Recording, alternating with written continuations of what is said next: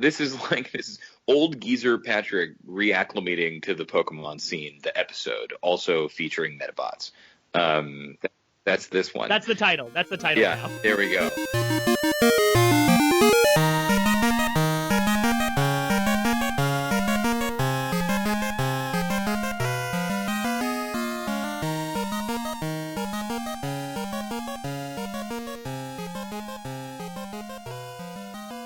Okay, hey guys, welcome back to Elite Full Restore. As always, I'm Aury, and my name is Matt. Mattykins, and we've got a special guest for us this week. We've got Who is he?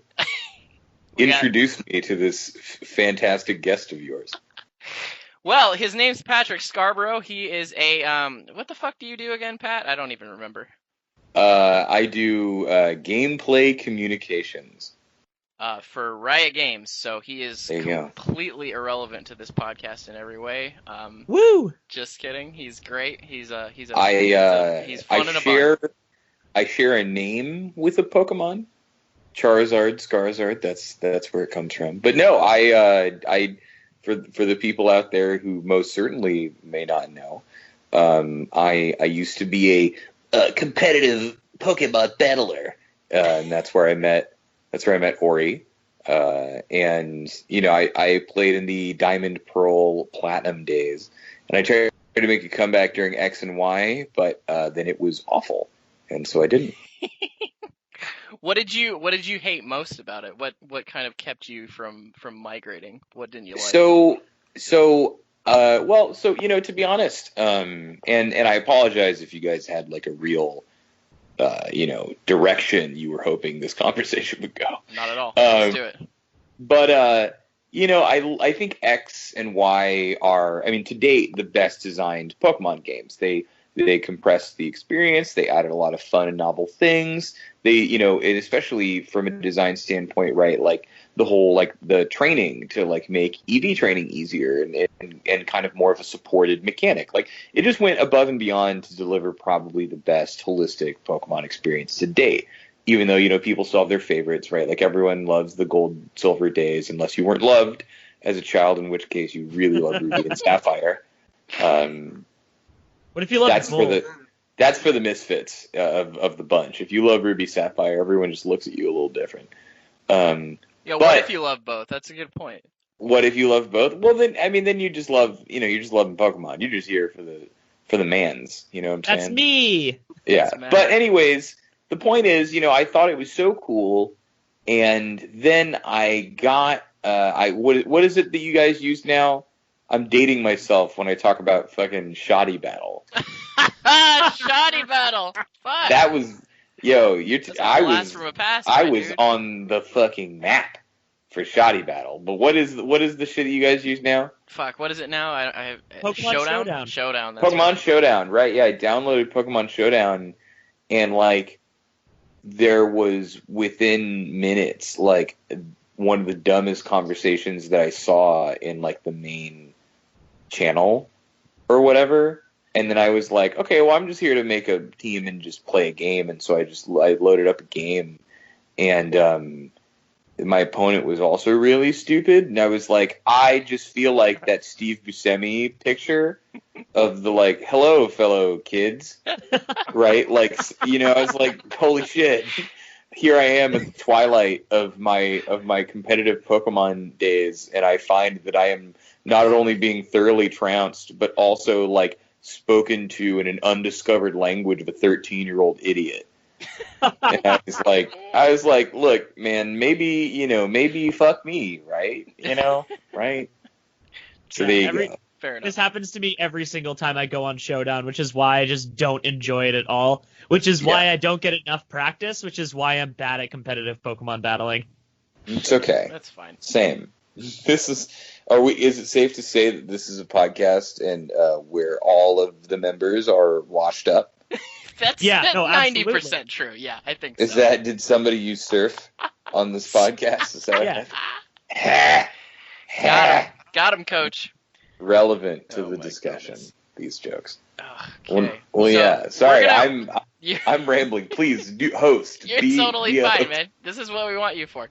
We're gonna we're gonna skip the big like reveal stuff. We're gonna have it for after we finish chatting with Patrick because it'll be a lot cleaner because he's on a cellular connection and he's indisposed in San Francisco. So we will we'll go to some questions which he'll help us answer, and then we'll just kind of shoot the shit for a little bit. It'll be a fun time. What is I'm sorry, what is the reveal? Because you're saying like I'm not there for it, but what's the reveal? We kind of do like new like Pokemon Sun and Moon news and like what's going on in the world. This is how you're gonna get me to listen to this goddamn episode. That's right. We're gonna make you suffer through your portion first. Right? Yeah. I got to deal with all this shit, right, and then exactly. you're kicking me out, and I'm not gonna hear it until it publishes. Oh, it's even better like after you've already recorded it because you're like this is a personal experience for me anyway. I'm like, oh, I said all this random nonsense garbage. I wish I could take it back, but I'm listening to it again. So the best part is when I was editing last episode. Like normally I'm a bit like harsh with the editing knife and I'll cut like a lot of stuff out. But last time I went a full 38 minutes without making a single cut because I'm like, you know what? All this garbage is great. I love garbage. I mean, to be fair, that's what you sign up for when you join podcasting. I mean, that's also like literally my avatar for this show has a Trubbish for a head. Oh, well, there you go. I'm just saying, the only thing that really separates podcasts from stuff like a scripted radio show is the garbage. It's true. There's a lot the garbage that makes us better than the animals, man. Well, I mean, as a guy who's made scripted radio before, you can still have garbage there too. Personally, I like having garbage in all avenues of my life. Yeah, I was just gonna say, do you think like dogs can shitpost? Like that I think I've just hit on the key differentiator between what makes mankind different from the animals. I feel like if you had 1 million dogs and 1 million keyboards, they would eventually create a drill tweet. That's fair, maybe. Actually. Well, so I don't know that they would be able to use the keyboards or perhaps diagnose their purpose. Oh, I think they'd have really big doggy paw keys. So the keys would be like 2 inches across each. So and they'd be walking around. So for the sake of dogs perhaps tweeting a coherent sentence one day, we're going to manufacture 1 million special dog keyboards. And then just put them like right out in the middle of the Mojave, somewhere where there's just a lot of fucking space. And then we're going to let these dogs walk around on these big ass keyboards. Okay. I like it. Yeah, look, we've reached the natural conclusion of this side joke, and I have to say I'm very pleased with the mental image. Yeah, I love these frolic dogs. Yeah. Oh my goodness. So, do you want to talk about Pokemon? Yeah. Let's talk about Pokemon. Let's fucking do it. Jesus. I love War Greymon. Oh yeah, great one. Yeah, is my favorite. Garurumon. Mochi. Test. I was also gonna make a Monster Rancher joke, and I was just gonna. The first one that came to mind is Golem, which is also a fucking Pokemon's name. Yeah. Oh fuck. Okay, here we go. Here, we're in my wheelhouse now. Fucking Monster Rancher. Okay, so the first time that I this is a Pokemon podcast. What this is. Can I finish my fucking goof, please? Yeah, fucking go for it. The very first time I actually ever got a decent fucking what do you call him? Monster. There we go. Monster and Monster Rancher. Monster Rancher. Was when I went through my dad's CD collection and I found his like vintage ass like first run copy of Metallica's Search and Destroy and put it into my PS2. As soon as I closed the lid, I hear this nasty ass grinding noise and just like completely ruin the disc. Like it's because it's Metallica. Well, it had to get real dirty in the PS2. That's how they get down. The worst part of this was I got the little eyeball dude on the front of the cover. I don't fucking know his name anymore. Swayzo. Okay, there we go. And Patrick Swayzo. Patrick Swayze. Named after the famous star. Of course, yes. But the worst part of it was that in my hubris of getting this stupid monster, I had to go out and with my dad's hard-earned money, mind you what I said there, I had to go out and buy another copy of Search and Destroy and pretend that nothing had ever happened. and to date, Oh, that means he has never you found physically out. had to go to a store and purchase a Metallica album in public. That's correct. Yeah. Like, you could not order it on Amazon or something at this point. No. This was I was 22 years old. But if you could have, you would have, right? Because Amazon's such a fantastic service. This is not a veiled Amazon commercial, I swear to God. Yeah. Is that not what this is? Please We've look spent- in the... We've spent enough time ragging on GameStop in this podcast to, like, end a I life. see. So All right, we're not please, doing this. please look in the links for this episode to find a referral link to purchase your very own copy of Search and Destroy by Metallica, and it'll send approximately 15 cents towards the makers of this show to pay for our server costs. If you attempt to buy anything else, it won't work. Every 10th Metallica album comes with a Beyblade. God. We're determined to talk about every major kids anime that isn't Pokemon before we. Well, I actually kind talk- of figure it's like process of elimination. Eventually, we'll get there. We'll Right. run out of things to talk about, and then we're like, oh, well, we got to talk about Pokemon. All right. So, guys, how fucked up is the last episode of Metabots? I was literally about to say Metabots. Just remember, there's the giant fucking baby in the sky. There's the fucking baby robot going through the sky. I know shit all about that show, and I'm shocked that there's another human being that like is aware of it. I rewatched all of it when I was like poor super bastard. depressed. When I was super depressed and dropping out of university, I would just skip class and watch Metabots all day. So funny enough, I had that exact experience, but not with Metabots. I watched G Was it Gundam. Lost? Oh, never mind. Yeah, and that was awesome. Yeah, see, that's actually good. Super low key racist towards the just in the way that anime is, right? Yeah. Where it's like, well, everyone from Mexico wears a sombrero, so our Mexican Gundam is going to have a sombrero and some like maracas. Oh yeah, Metabots did that shit too when they were doing the world tournament. I like that the guys from Canada all wear parkas. Oh yeah. Oh my God. That's okay. All right. Okay. I think so. Hey, experts. Hey, gamers. Tell me. So I have been keeping up with some amount of the Sun and Moon hype. You know, like whenever the videos come out, I get to see the cute little videos. Have they shown a gorilla Pokemon yet? Funny Literally, that yes. you mentioned that, actually. They Are did. you for real? Yeah. Did I no, just they did. summon one from the aether? Oh, Yeah, yeah. basically. All right. Tell me of this gorilla. Is it Okay. strong and or cute? Can I name it is- Winston? You can. Its name is Oranguru. It is normal and psychic type.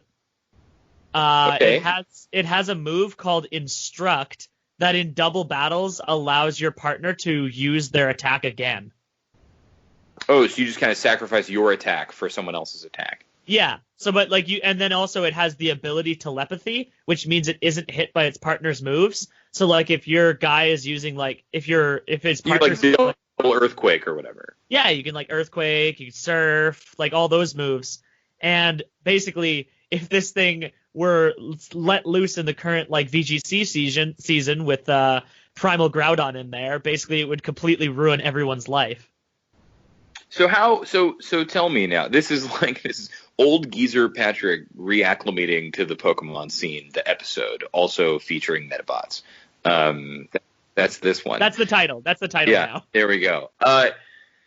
So how do you guys handle like bans and regulation or rotations of like characters and Pokemon and shit anymore? The one thing that's kind of annoying about the competitive scene is that bans and stuff isn't really like regulated the way that that like players get to in like say like League of Legends or stuff like that. It's more of like Nintendo just kind of decides what's allowed in the current format. And And it's very non-restrictive generally. yeah. Well, isn't Scott working for like Nintendo or the Pokemon Company now? Can't he just nerf or like ban characters? Well, Scott works in like player relations, so I don't think they'd be like really keen to him like slipping a flash drive into the Pokemon servers like fucking the dude. Sure, from House of but I guess Cards, what you're saying Nintendo basically just says what is and isn't allowed. Yeah, Yeah. it's always kind of been like that. Is it somewhat arbitrary?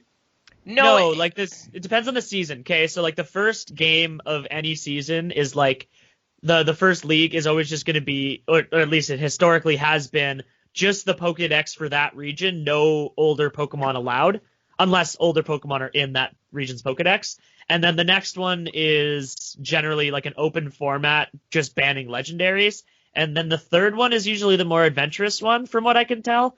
So like this season, they allowed a couple of restrictive legendaries in, but only 2 per team.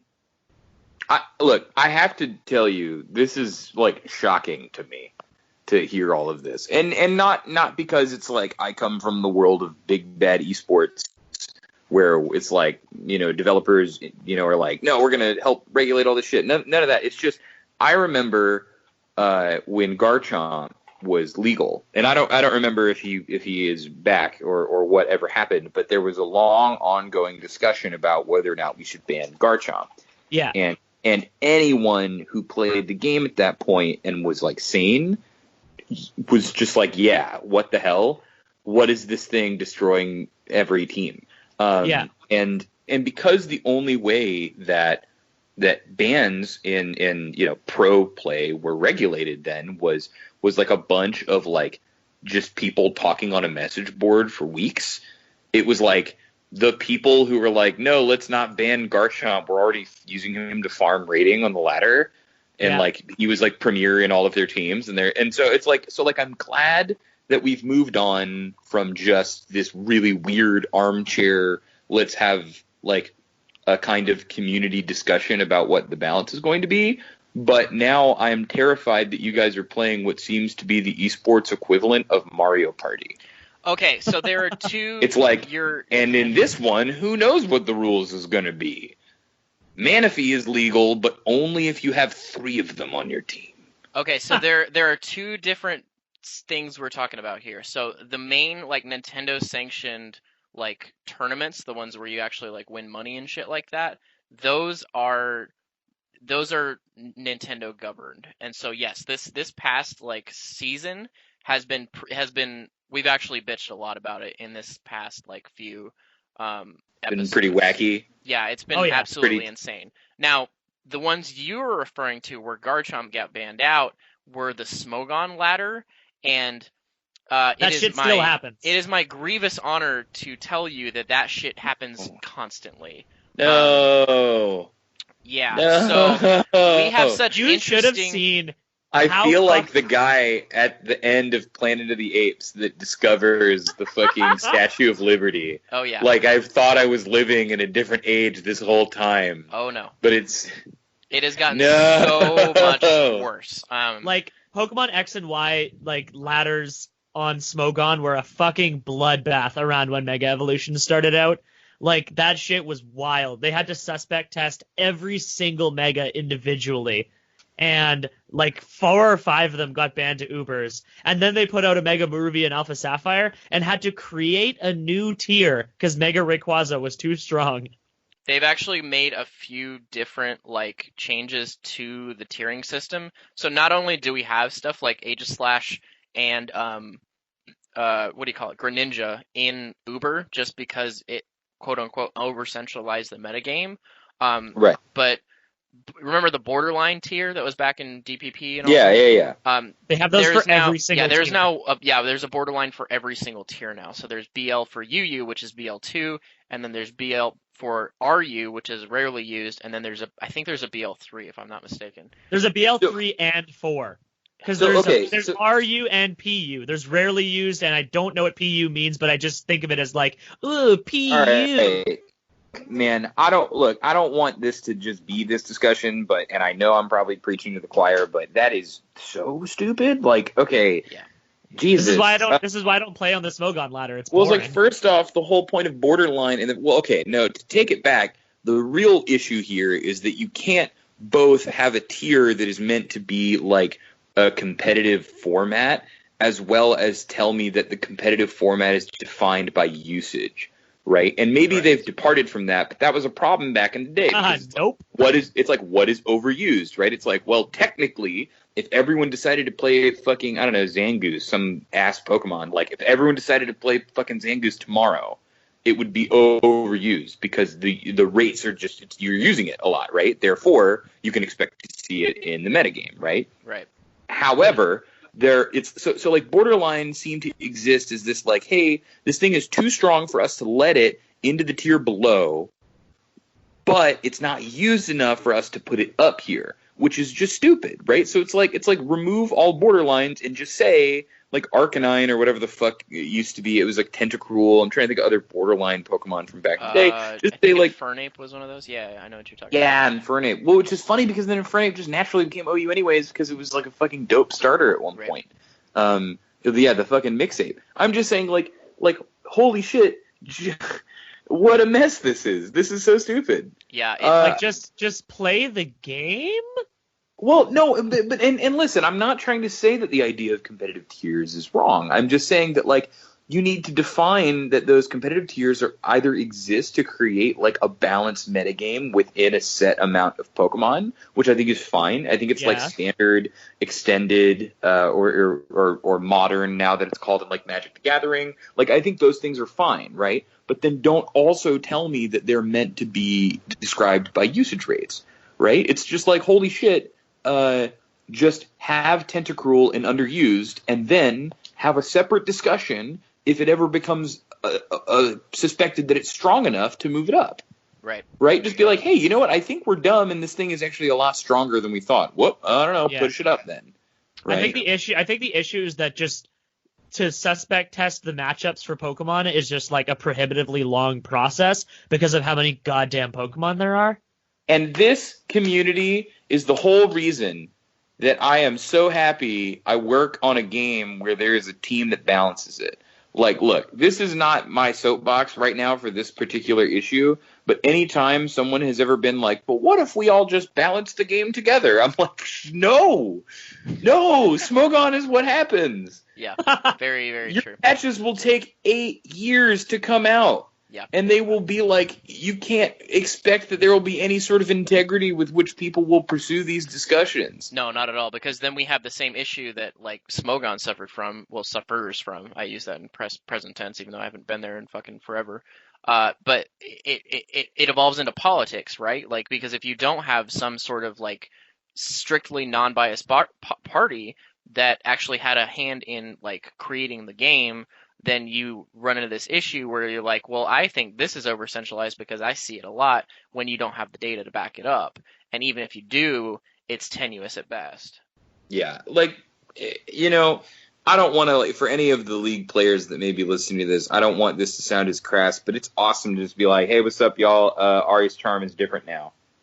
Right? And they're like, oh, shit, why? And I'm like, okay, well, we'll tell you why, but, like, you know, and we'll listen to you if we think it needs to change in the future, but, you know, like, we're not going to have, like, a month-long discussion on a message board about whether or not Aury's charm should behave this way. We're just going to do it, and we change the game every 2 weeks, so we can always just undo it if we think it sucked. For sure. Yeah, right? Well, the big problem with that is that Nintendo, with Pokemon and the Pokemon Company, do not do balance patches. The only thing they'll patch is glitches, and the only changes to the balance of the metagame happen when a new game comes out, which is like often a year and a half between. So just Nintendo doesn't do active balancing, and that's, I'm pretty sure, the biggest issue with this. Right, and so honestly, though, Matt, this doesn't, I mean, it sounds like there's a much easier solution here rather than us to continue to, like, pipe dream, like, what if they just did balancing, right? Because, like, that's not the point of their game, right? Like, think about the discussions that have been happening in the Smash community, right? Like, Smash 4 is the only game to receive active balancing, and that's like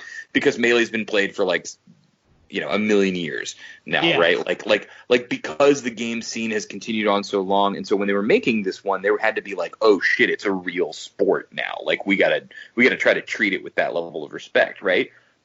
You know, sad to say, but I think what we all know is, like, competitive Pokemon is a drop in the fucking ocean, right? Oh, yeah. Like, it's not even a teardrop off of one salty player's eyes. Right. You know, compared to the amount of human beings that will like and play Pokemon. And so I think the team makes some good decisions when they can, right? I think I highlighted how I thought X was really like accessible and tried to, you know, expedite someone getting from end game into a state where they felt like they could battle, right? Yep. So it's cool, like when they have goals that they think they can hit both at the same time. But you don't need that. I think an actual thing that you guys can probably like start lobbying against is to say that, like, hey, there is someone within the Pokemon company or Nintendo, whomever it is that represents and sponsors these events, right? You have someone or some ones who say, hey, we are going to restrict things. They don't have to balance things. You don't have to like change the code, right? But all you have to do is just say, hey, we will make bannings and restrictions every couple of months, or in extreme cases, or every 6 months or something, right? And all you need is one representative that works with the community and works with their sort of esports organization, and it'll at least be better than what it is right now. Correct. We are seeing more of that now that we have once the new games are out, we have a significantly more vested interest from Nintendo and TPC that are actually like, they're encouraging more local tournaments and more things that will hopefully define the metagame a little bit better than the kind of clusterfuck we saw at Worlds. So hopefully these things will come about. But as of right now, we just kind of have these things to complain about. But in all likelihood, it's a good thing because we have more people that are actually playing it now than ever before. So with more attention, we'll see some of these things change, which is a good sign. Yeah. It's possible that Sun and Moon is like the Smash 4 of the Pokemon scene, right? It's like Totally. It's like if enough people are playing and then this thing boosts it to a new level, then they will have to, you know, attach some level of regulation to it. And I hope to God that that's the case. But I will say anything that regulates the game away from a state where PIKACHU can win a tournament, I think is a mistake. That's we completely agree, actually. A strong agree. Yeah. And see, that was the format. That was the Kalos Dex format. Like Kalos X and Y had like a really, really big in-game Pokedex, but nonetheless, it was still like restricted, and a lot of popular things weren't in it. And that is what allowed a Pokemon like Pachirisu to thrive, because it was able to fulfill a niche that no other Pokemon was able to fulfill at the time. For sure.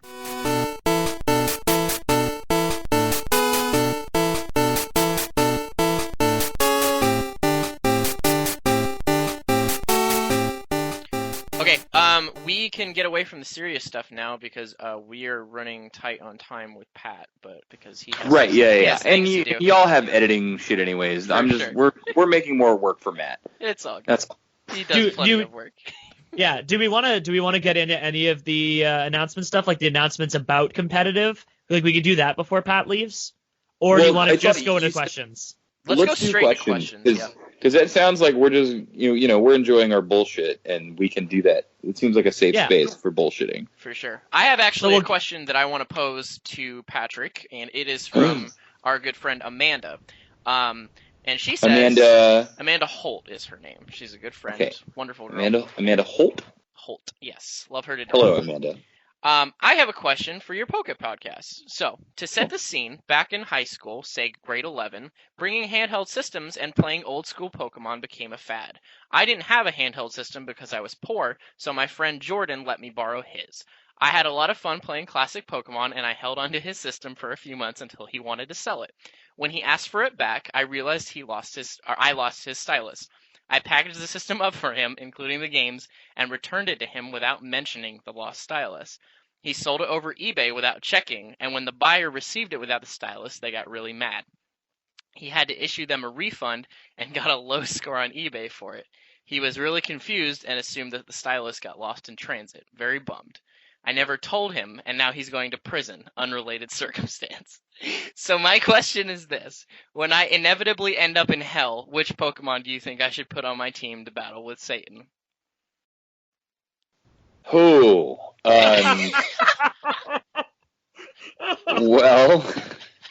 goddamn. Yeah, that's a hell of a question. That was a roller coaster. Yeah, I was so invested, and then you just hit me like a bag of hammers. It just turns left so hard, and now he's going to prison. Unrelated circumstance. Okay. Well, yeah, I honestly was unsure if you said unrelated circumstances or on related circumstances? Yes. Like the low score of eBay has led this gentleman to a life of crime. That's right. It's a downward spiral. E-crime. Okay. Well, so let's think here. So you're in hell, right? And I guess this I think a key distinction here is there are a couple different interpretations of hell, and I think we all need to either have one in our mind or agree on one. Sure. There's everything is a fiery circle of hell, right? In which case, we got to consider that it's basically like sunny day all the time. Okay. Yeah. Right. That was that. Because like Venusaur could be like really good there, right? If you can just solar beam every turn. Sure. Well, it depends. It depends. It could end up being like sunny day, like the classic sun, or it could end up being like desolate land, which is like the new harsher version of sun where water attacks don't work. Okay, cool. Well, yeah. So, we're just saying there's either going to be that kind of environmental effect, or there's hell, which is this like endless black nightmare realm, right? Where there's like, gnashing of teeth and all that shit, right? In which case, I think, ghost Pokemon, or potentially fairy Pokemon or electric Pokemon that could help light the way would be very important to fight Satan. Of course. Right? We have to consider that terrain. Or the last one, which is that like hell is this sort of Bill and Ted's Bogus Adventure sort of like you are in like this never ending like nightmare situation, right? A guy is thirsty and then he keeps going down and then he can't drink, right? It's like it's in this kind of like meta sort of puzzle entrapment mind shenanigans. You see what I'm saying? So it's like, so if you're in any one of those, we kind of, because it would suck to bring like, a fire Pokemon and then you end up in your like own personal hell, right? And you're like, oh, well, this isn't going to be useful, right? So I guess it would hypothetically be the one that would be most useful to you personally, right? So my if we're following that train of like logic, are we answering the question for ourselves or for her? I think we're answering it for her. And okay. If we go along the path that hell is your own personal hell, like a fucked up episode of the Twilight Zone, then we can assume that the Pokemon that would be most useful to you would be the one that you, I guess, work best with, or like. So my view on this, I think, is you would want a very strong psychic type. Okay. Because to my understanding, these sorts of personal hells are usually some sort of like construct of the mind or otherwise unsolvable puzzle, right? Like the guy bending down to the water and all that, right? Mm-hmm. So if you just had whatever we consider the strongest or most flexible psychic Pokemon to be, they could just lift the water up to you, or they could dispel whatever illusions. You're still trapped like for eternity, but it's like probably better to be there with your Pokemon in a room, right? Rather than like in some Prometheus level torment. True. It seems like when you're in trouble, what Pokemon do you want comes up. We always just seem to come back to Alakazam, which is weird because he seems like he's like the least trustworthy looking Pokemon, and I'm pretty sure if you colored Alakazam red, he would look like Satan. Oh, yeah, fuck. Honestly, he'd look a little close to it, right? I mean, maybe that'd be the real trick. Maybe Nintendo is trying to tell us something about their depictions of psychics in the Pokemon universe. Shit. As all Satanists. All right, so look. I think, so, fuck, I've never done this, but apparently I landed on Psychic type. There's got to be a Psychic type that is better than Alakazam at getting you out of this kind of situation. It's fucking Lugia. Oh, shit. I think that's like, we're thinking like Protector guy. I'm not gonna lie to you. I kind of feel like Legendary Pokemon is cheating. Yeah, it's kind of a cop out, isn't it? Like, then just bring like is it Arceus, whatever the fuck that one is. Bring that one to every situation, and then have it use its power to like unbend creation. I mean, isn't that basically what religion is? Bring Arceus. Well, yeah, that's just like take the Pokemon God with you into hell. Right, like then you win at all times. What about like a Grumpig? Okay. Yeah, I could see that. You know, what about Masharna? I'm Ooh. thinking almost like Masharna works. I'm thinking like Masharna's the sleepy one, right? The sleepy egg. yeah, it's like a weird fetus looking Egg thing. elephant? Yeah. Mm-hmm. Yeah. I'm thinking like something even like along the lines of Miss Magus or like something like that can like keeps it Ooh, on the I DL, actually, like kind of knows what's up, and it's like, yo, I, no, I no, no, feel like this I isn't where you have want my to get food. answer. I'm ready to lock it in. Okay. Espeon. Oh, okay. See, I might. Espeon's like, it's like tiny enough. It's like not going to get in the way, right? It, like might not be able to be used against you. You could probably sneak it into hell with you. It's not like See, oh, the motherfucker. I think it's visually pleasing. yeah. And then probably can communicate with you telepathically, which I think is going to be a big plus. I might roll the other way on that and go Houndoom. I think that's my vote. Is just like kind of have like a bro who knows what the fuck's up. Honestly. I think Yeah, Houndoom works in traditional Christian hell, right? Because like just it's like when you go to prison, it's like you got to like fight the first person you see, so everyone knows you're not the bitch. It's like bring Houndoom with you and just like devour another demon on your way in, and they're like, oh fuck, all right. Well, there's the other strategy for surviving prison, which is just to make yourselves purposely make yourself the bitch of the most powerful person there, and then you don't get fucked with because they're your bitch, or the other way around, you're their bitch, you know? So okay? Well, in this we are so off the rails for Amanda. No, we're I'm not. so sorry, Not at but I all. know. Amanda appreciates this, I'm sure. Okay, do either of you know this person? Oh yeah. Yes. Okay, all right. Well, so following that logic, though, Ori, would it not make more sense to bring down whatever you think the biggest, baddest motherfucker of Pokemon is, and let that like become its bitch? Okay, fair. Yeah, okay. I see. Right? Like, Slaking. what if there was Slaking. like what? Yeah, you fucking Slaking, the He's Jabba the Hutt Overlord of Donkey Hell. Kong? Yeah. You know, I'm just saying, bring whatever you think the like 70-foot giga fucking demon is in the Pokemon world, and then everyone is going to think that you're with it. Okay. Yeah. All right. Cool. That's the real strategy there. All right. All I right. think that's all the time we got with Pat. So we appreciate it, sir. Thank you so much for being on with us. Well, yeah, Amanda, there you go. I hope you don't go to hell. It sounds like that guy was a real bad apple. Anyways, so you know, I wouldn't feel too bad about it. That's right. We can only assume so much with an eBay history at our. I'm so ready that out of the 40 minutes or so that we've been talking, for only like 10 of this to be used. Well, you know, we'll probably use all of it because we're probably gonna use trash literally like every that. single bit of it. Yep. Oh wow. Okay. Well, that's between y'all and God. So, all right. Let me know when the edit is up, and I'll learn stuff about the cool Magilla Gorilla Pokemon or whatever the hell. Hell yeah, son. Thank you. All right, Patrick, do you want to give like a shout out to your social media, like where you are on Twitter, where you are on whatever? Nope. If anyone out there Got it. knows who I am, you already know how to find me. That's right. Well, the Got last it. time we did an interview, he didn't share it with anyone, so we expect the same treatment from you. All right. Okay. Goodbye forever. Later.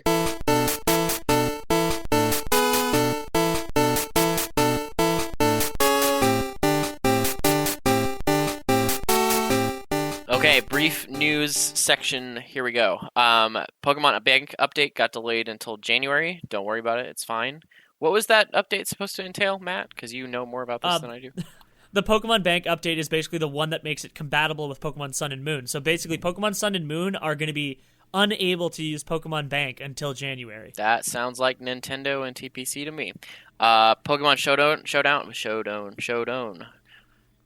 Pokemon Showdown was hacked. Make sure to update your passwords. Yeah, that's pretty self-explanatory. If you're someone like me that uses @one password for absolutely anything, like definitely do it. I'm not saying I'm that person, but I'm saying you might be that person. So don't be like me. Have different passwords. Agree. Also, if you're planning on hacking our bank accounts, be aware that there is nothing in them. So. Yeah. Volcanion is confirmed to be October, pretty much worldwide. It'll be GameStop again for serial codes, so make sure you've used all those super secret tips and tricks we've taught you over the last few episodes. Get multiple codes, so you're getting one for a friend. I believe the Genesect event is also going to be EB. Is it Genesect? I have a major issue with like the like mental image of a Genesect like having genes. Like, does he gain new powers if he has different types of genes? What if he's wearing khakis? He's a gene bug. He's a jug. He's a juggalo. Yeah, exactly.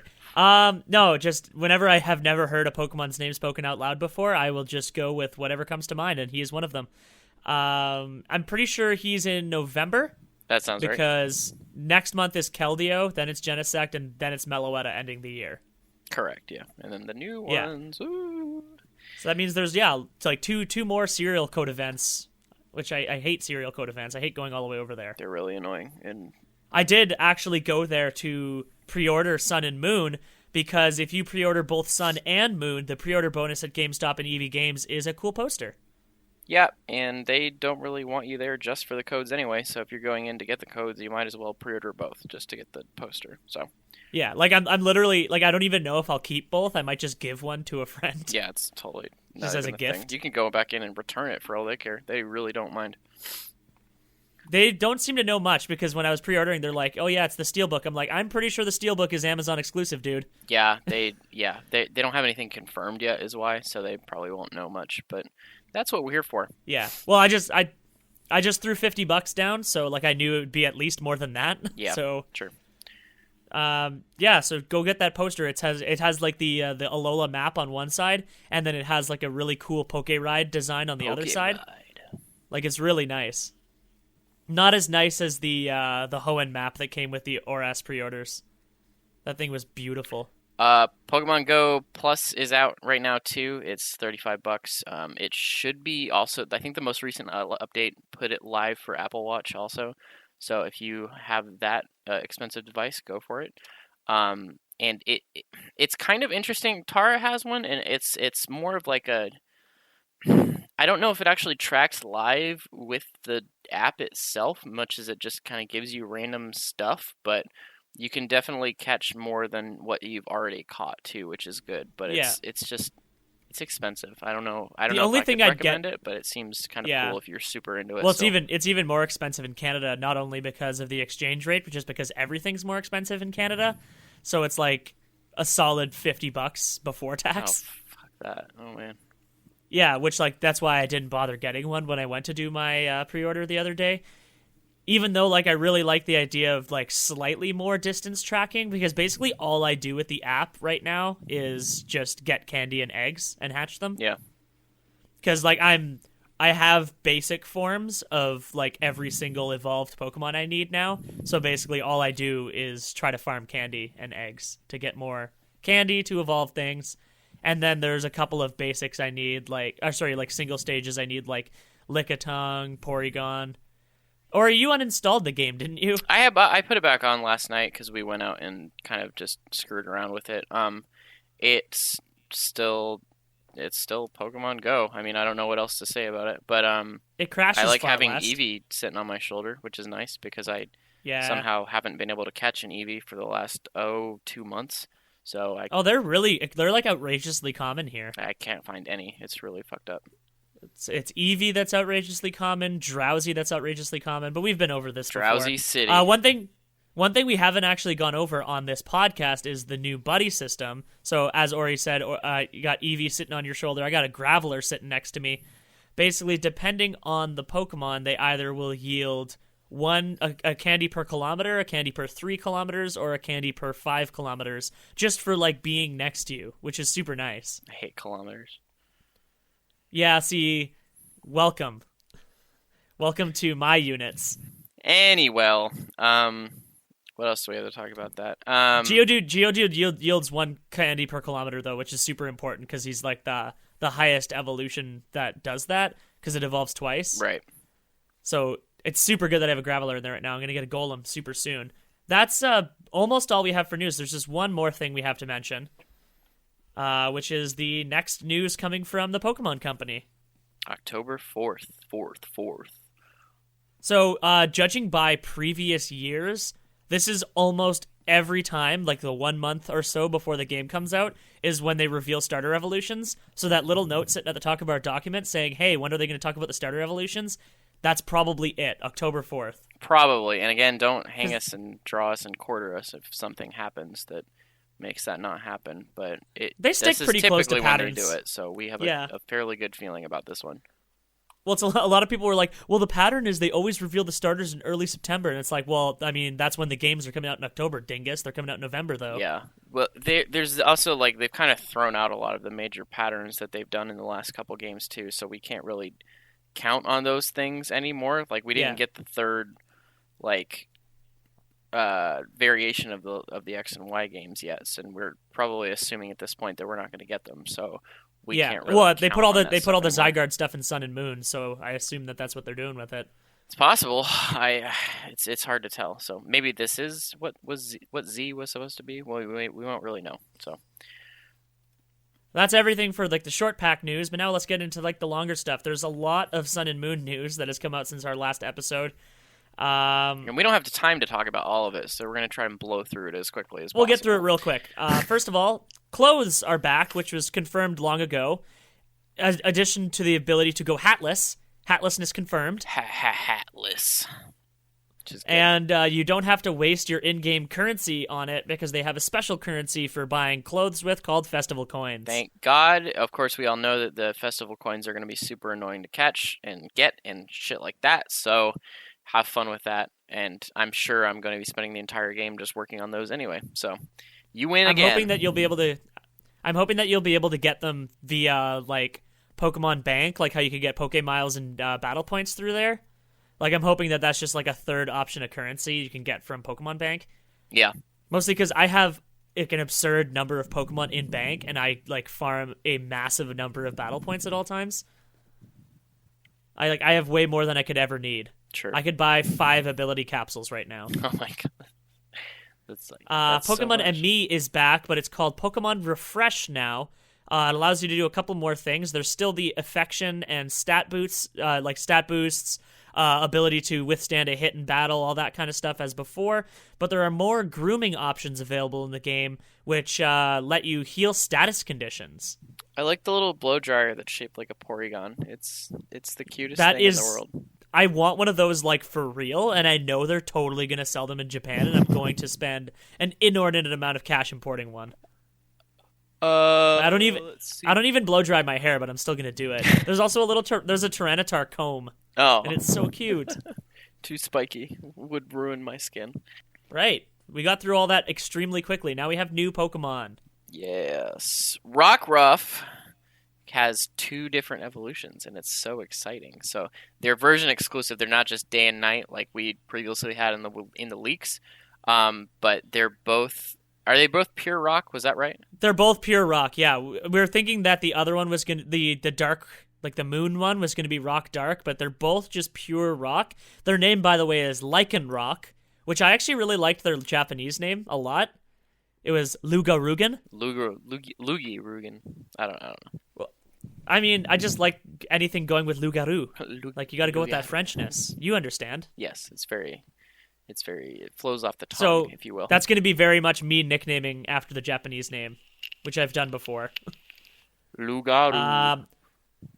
The day form gets Sand Rush, and I forget what their basic ability is, but they each have. Oh, they both have Keen Eye, and then useless. The day form gets Sand Rush, and the night form gets Vital Spirit.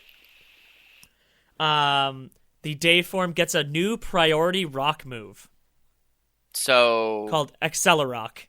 So Talonflame is dead. Yeah, pretty much. Yeah, Talonflame is fucking dead. So is Volcarona. Rest in peace. Between this and Bruxish getting a thing that blocks priority, like this next gen is gonna be so fucking wanky. It's the Talonflame destroying core, and I love it. Yeah. The night form literally just gets counter.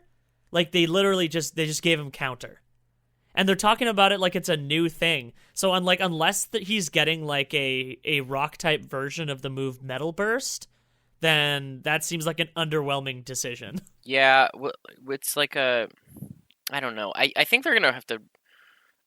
This is not confirmed. This is reckless speculation, but I'm thinking that Counter and Mirror Coat are probably gonna get reworked in this next one, and so that they'll have either priority or some sort of new something that'll make them more useful, because that's always been they've always tried to like upplay Counter and Miracle, and they've just never worked correctly. Yeah. So hopefully they're working on something with them rolling I this mean, out. Then there's no way they ever worked as poorly as they did in first gen, where they would only reflect well, even normal. so, they're yeah. just like they've just been ass, and no one has ever used them, and it's just like okay. Well, basically the only time you could get it to work is on Wobbuffet with Encore, and even then, like Wobbuffet fell out of favor shortly after he was Ubers in their fourth gen.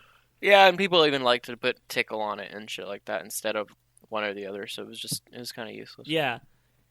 So yeah, unless they're buffing Counter, that does seem like an underwhelming choice. But yeah, Aury raises the interesting possibility that they will do something with Counter to actually make it fun to use. Okay, it's not really a leak, it's more like a, oh my god, I hope they fix this because it's stupid. Yeah. So baseless speculation, it's fun. There's a reckless speculation. We have two different questions relating to the Rockruff evolutions. The first one being from Doomed Entertainer. Which Rock Doggo form deserves more head pats? Midday or midnight? Midday. Midnight one looks like Shadow the Hedgehog, and it's fucking annoying. I like the midnight one enough. I like Vital Spirit. I think it looks like a werewolf Pokemon could look. Like, I think it perfectly works for that. But yeah, no, the midday one, it's perfect, and it has a priority rock move. Like, it made me reconsider my immediate choice to get Pokemon Moon instead of Pokemon Sun. Yeah, but the Sun one looks like it's just a handsome boy. He's very fluff. I just like him. He's just a my beautiful child he's there. a beautiful young man. And the other question from Synthophone. You want to read that one? Synthophone asks, how do you feel about the arrival of version-exclusive evolutions, especially with Korokoro mentioning that Rockruff and the starters both have secrets, and with fans speculating that this might be hinting that the starters could also receive both day and night forms, which would then also likely be a version exclusive. They basically answered the question the way I thought they would answer it. You kind of answered your own question. People have brought up that the translation in Korokoro could mean that they both have secrets, not that they both share a secret. It would explain the delay. That's the problem. I don't like the idea that they would each have day and night forms, because, I mean, it would be cool, but at the same time, it would just be like, you're adding kind of needless complexity to the whole thing, which is already kind of a huge pain in the ass to trade to fill your Pokedex with. I mean, it's an interesting idea, and it adds complexity, but it's like, I don't know how I feel about it. It depends on how vastly different the evolutions are. Yeah, well, so you think that they have to have like at least a good amount in common, or else it's going to be like a pain in the ass to trade for separate ones. Just like, I don't know, that like the branch just seems like it would be kind of awkward to deal with if they were like super, super different. But at the same time, just like flavor wise, they gotta be. So like the leaked evolutions that we've already seen, the Archer, the Siren, and the Wrestler, seem like they'd probably be the moon forms. Yeah, I don't think that... My problem here, I guess, stems from the owl. So the owl, I mean, it's strictly a night thing, right? Like, what would the sun version of that be? Like, the Archer makes sense for the moon, but I don't know. I'm not good at this fake mon shit, man. I just kind of roll with the punches. So what do you think? Well, so I was thinking that they the other form of it could just be a burrowing owl, because there's a lot of forms of burrowing owl that are diurnal. So it could be grass ground instead of grass flying. Right. That would be interesting. Imagine that you ever see the fake popular evolution that was just this super, super buff seal? No, I didn't see that. It was super goofy looking, and I want that to be real. And that could be the daytime one. And then, I don't know. I feel like the Wrestler Cat is already perfect. Yeah, the Wrestler Cat kind of makes sense for day or night, but if it's Fire Dark as assumed, then that would make sense that it's the dark one. Yeah. The night one.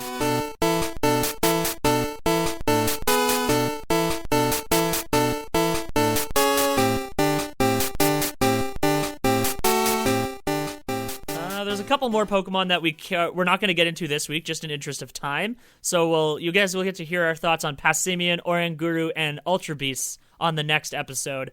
Assuming there'll probably be more information on all of them anyway. Hopefully. So we'll get to that then. Just a brief touch on Z moves. There was 2 new Z moves revealed. in the last couple of weeks. One was for Eevee. It's called Extreme Evo Boost, and it basically it's Mega Man's Final Smash from Smash 4. It's bad. I don't like it. It's the only Z move we've seen that's not just like a nuke attack. I know, but it's still bad. Like the Eevee's not gonna be able to use it. Like, what's the fucking point? Like, it can't hold Focus Stash to stay alive. oh my god, so it's gonna try to use it, and then it's gonna die immediately. It's like, what am I gonna use? Like, am I gonna like use like one like a growl and then last resort and then just pray that? No, I would use Extreme Evo Boost. That's my only other thing I'd use, and then I'd use like last resort, and it's like, okay, cool, and now I'm dead. Like, Baton Pass if you can survive 2 hits. I don't like it. I'm not feeling it unless they did something with Eevee where you could like evolve on your next turn, and it's like, Yeah, like it could take a form and not die. Yeah, like that's the only way that's gonna work. Catastropika is Pikachu's. where it's literally like it just throws him in the air and that's it. Yeah, it just literally throws it in the fucking sky. Bye. It's perfect. Pokemon Generations has started out. There's been 3 episodes revealed so far. The first episode's kind of a just like a general opening credits kind of thing. The second episode has Looker. And the third episode, I love Looker. The third episode was Blue going through the Elite Four. So we're going to touch on that more next week when Ori's had a chance to actually watch them all. Because I have a job. Yeah. I also have a job, Ori. I just watch them at work. That's fair. I can't do that at work, otherwise I die. Eddie actually had a question about this one. Why does Eevee get its own Z move? I guess it's cool that all the stronger friends help out, but even if every stat gets greatly boosted, it'll just die to a karate chop or something. Eevee is worse than Flareon. Give Blastoise a Z move called Eddie's Strong Turtle Dad. It was a really hard left in the middle of that sentence. So let's break this into 2 parts. One, why does Eevee get its own Z move? I guess it's cool that all the stronger friends could help out, but even if every stat gets greatly boosted, it'll just die to a karate chop or something. Eevee is worse than Flareon. Eevee is not worse than Flareon. Flareon is worse than Flareon. Flareon is the worst Pokemon in the world. It's worse than Tornadus Therian? Yes, it is worse than Tornadus. It is worse than Vanillite. It is worse than every single Pokemon in the world. If I was in a room with 2 bullets and a gun, and I was in the room with Benito Mussolini, Joseph Stalin, and Flareon, I would shoot the Flareon twice. That is how much I do not like Flareon. If someone said I can make Pokemon real, but the first Pokemon you have is a Flareon, I would say no. I do not want Pokemon anyway, to be real. You get back to me when we get back to version 2.0, and maybe we can have a conversation about this. I don't know why Eevee gets its own Z move. If we're gonna answer this like seriously at all, maybe it means that every Pokemon gets a Z move, or maybe it's just. I feel like Z moves are going to be just like Mega Evolutions in that it's just given to popular stuff that doesn't necessarily need or is able to make use of it. Right. Except now they have the option to give it to things that aren't fully evolved. And yeah, I would like it if they did a Z move on every single Pokemon, but we don't know if that's going to happen or yet. But I doubt it. It just seems like a lot of useless code for like 600 Pokemon that are never going to use. So yeah, well, not to mention like huge animations. Did you I just want everyone to time the amount of time both Catastropika and Extreme Evo Boost take. Oh yeah, like these moves, they're literally going to have to change how the timing format works in VGC if they're going to be allowing Z moves in VGC. Correct. It takes like 26 seconds for the move to happen. Yeah, we'll have to raise the timer up at least 5 minutes. Like, it's just absurd. Yeah, so what do you think about the situation with Pokemon Uranium and Fangames in general? This question coming to us from Bonsai Rob, who's a buddy of mine from he was one of the main guys on Pokemon Factory, which is one of the biggest like Pokemon Fakemon websites. Mm-hmm. It's been around since like 1998. Like it's like the OG.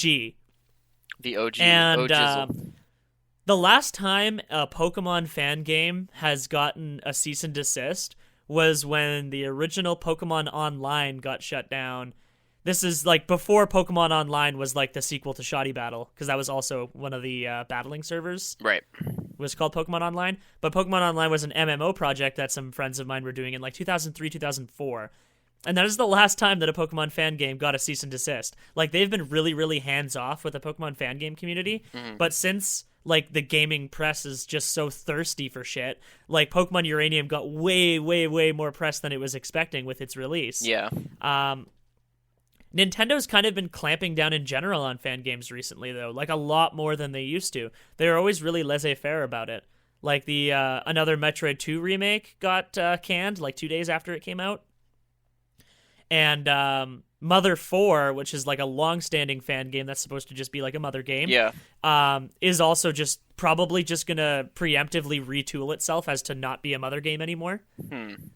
Because they had always had that in their back pocket. They're just like, literally all we have to do to make this not a Mother game is remove the name Mother and remove the Mr. Saturns from the game. Because then otherwise all it does is look like Mother games, which is fine. I'm kind of two minds about this. Like, while I'm like, I like when like fans put as much creativity into something like this, like, at the same time, if you go into it at all intending to violate IP like law, like, it's just, you know what you're doing, and you know that something like this is a possibility. So I think they're always aware of it.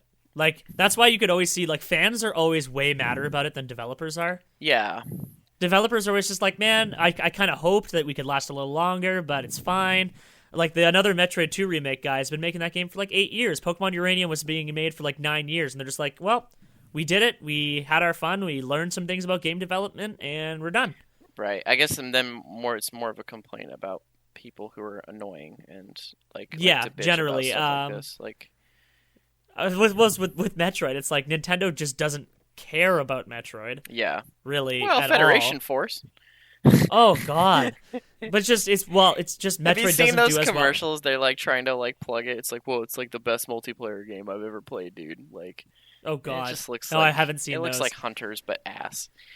Yeah, it's like Hunters but worse. And yeah, it's just because Metroid doesn't do very well in Japan. That's really all of it. All it is. Garbage. Absolute trash. Since it only really does well here, that's why they got the last good Metroid game was made by American developers. And they won't just give it to American developers again. Yep. Well, can you blame them? Like, look at the garbage they put out. Nintendo should have more American developers. Is the thing. Prime 2 was my favorite game on the GameCube. Yeah, and then they also did the newer Donkey Kong games, which are also good. Yeah, they're okay. They're also passable. They're passable. Yeah, we'll say passable. But yeah, basically, what I think is I would hope that there would be more ability for fan games to exist in the wild, but Nintendo has to protect their IP, and that's really all there is to say about it. Yeah, I mean, like they come from a place that's intended to be like. It's supposed to be. I understand like where the frustration comes because all they want to do is they want to make something cool that's based on the game.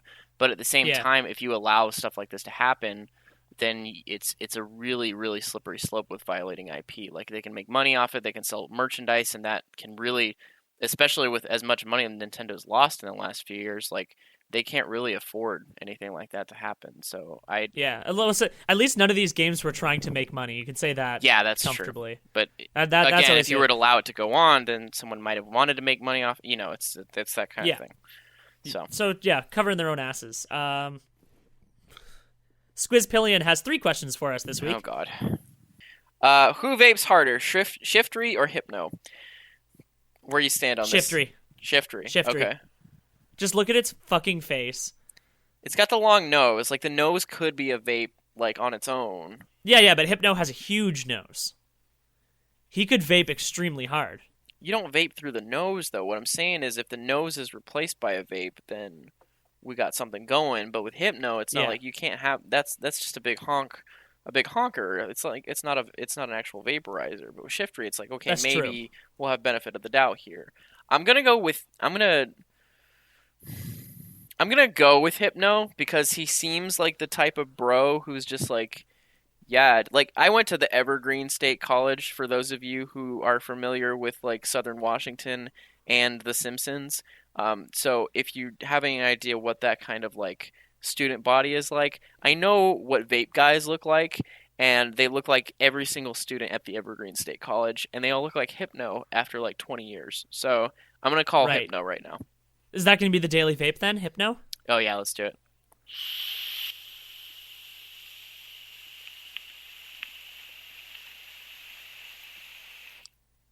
Matt Groening. I mean Hypno. There we go. Perfect. There you go. On that note, the McElroy brothers have stolen our content by introducing Which One Vapes in their most recent episode of My Brother, and Me. So this is a call out post for Griffin McElroy. Oh, okay. Just kidding. But we are still going to send you the type chart, except we're going to be insulting you on it. Yeah, that's fine. We are mailing Griffin McElroy a type chart to help him out with his Nuzlocke run. Please remember to write to your local congressman and complain. The third question from Eddie Squizpillion was, it wasn't a question, it was a statement. If you die in the battle mezone, you die for real. Yeah, definitely. Okay, I can see that. Hope you like sheer cold. Yeah, well, there's that. Like guillotine, we're talking like guillotine's not just guillotine. It's like full on like you're thrown backwards in time to the fucking French Revolution, and you are actually like brought to the gallows with Robespierre, and your head is chopped off. So yeah, I can see that. Just in the battle mezone, there's literally a wall rain that has Fisher and sheer cold, and I swear to God, it has like 100% accuracy on both of them. Fuck that thing! Oh my god! I've had it one shot my whole team, just one shot, no misses. Well, isn't it based on like max HP? I'm not getting into this rabbit hole. We're not talking about OHK moves. It's just 30% accuracy. That's what it is. No, it's altered by max HP for some one hit KO moves. That's shenanigans right there. Our final question is from Bird, whose URL I'm not going to try to pronounce. Who would be the best tag team on the WWE roster with Halucha? What would their team name be, and what would their finisher be? My vote is I'm gonna go Conkeldurr because it's the one that looks most like Triple H, and they're gonna be Generation X because obviously. That's perfect. My answer was going to be Primeape, because I just wanted another like super acrobatic Pokemon to throw in there, and they just like do like the Lucha Dragons, like where they're just constantly doing crazy tricks off the ropes at people, but then they invariably lose because they're both not good Pokemon. Sure. And their team name, the Flashy Fuckers, and their finishing move is just both of them using Cross Chop. Fair. Okay. So that's it for this episode. We're just going to close you with a post from Thanks Bulbapedia. Type null is literally type and null, meaning nothing. Thanks for listening as always. We love you. We appreciate you. See you guys all after the October 4th news. We'll try to get an episode out pretty quickly after that. My name is Matt. My name is Aury. On Twitter at MattGCN. Queen Parasite. Thank you so much. And see you next time. Thanks for Pat Scarborough Skarzard for joining us earlier in the episode. And sorry for how bad the audio quality is for his entire bit. Yeah, it's fine. Thanks, guys. Bye.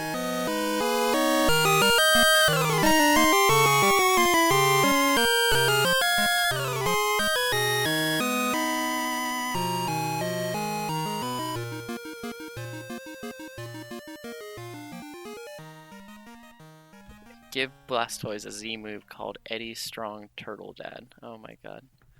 I love that. I love that Eddie sends us just the worst questions. I love that so much.